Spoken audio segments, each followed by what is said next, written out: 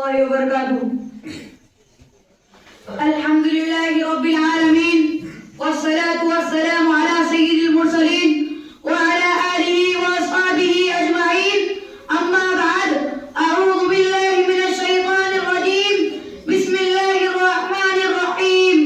وما أرسلناك إلا رحمة للعالمين. دشمنوں کو بھی میرے آقا دعا دیتے رہے.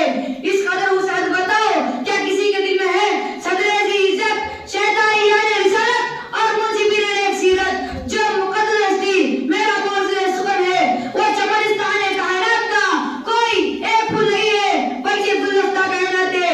اسی گلدستے کے ایک پھول وسعت درمی کی خوشبو سے آئیں گے، ہم بھی اپنی زندگی کو معطر کر لیں. سمندروں کی وسعت اور صحراؤں کی بے پناہی اپنی تنگ دامنی پر شرماتی ہے، جبکہ وہ رسول اکرم صلی اللہ علیہ وسلم کے سر مبارک کی وسعت سے نظر ملاتی ہے. صدیوں کا صبر 23 سال میں سمٹ آیا تھا. ادوار تاریخ کا تحمل مکی و بدری زندگی میں جمع کر ہو گیا تھا، اور عفو غرور کی بے مثال قدریں آپ کی شخصیت میں حیات و کمال پا گئی تھی. شمع رسالت کے پروانوں، ذرا طائف کی گلیوں میں اسے آفتاب عفو و کرم کی تنویر جو دیکھی ہے. رسائے طائف پیغام توحید و رسالت ٹھکرا دیتے ہیں. شوری کا اثر وباش نوجوان پیچھے لگ جاتے ہیں. زمین کانپ اٹھی، آسمان تھرا گیا، انسانیت سزک سزک کر آنسو بہنے لگی. خدایا یہ کیا ہو رہا ہے؟ پتھروں کی بارش ابر رحمت پر، یہ کیسا ظلم ہے؟ بے سہاروں کا سہارا مجروح کیا جا رہا ہے. یہ کیسی زندگی ہے؟ وہ ابر لطف جس کے سائے کو گلشن برستے تھے، یہاں طائف میں اس کے جسم پر پتھر برستے تھے.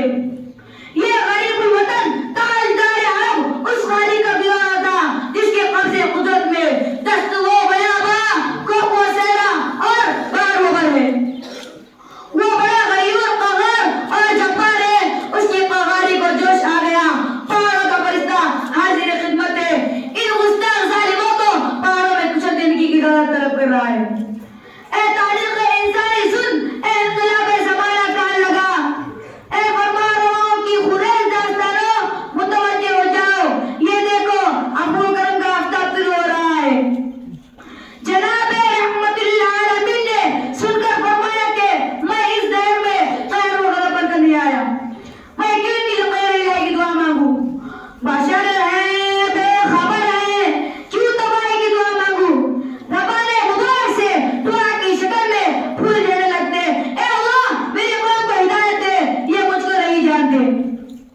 سہے بے جا ہزاروں ظلم لیکن نہ آئے بد دعا ان کے لبوں پر.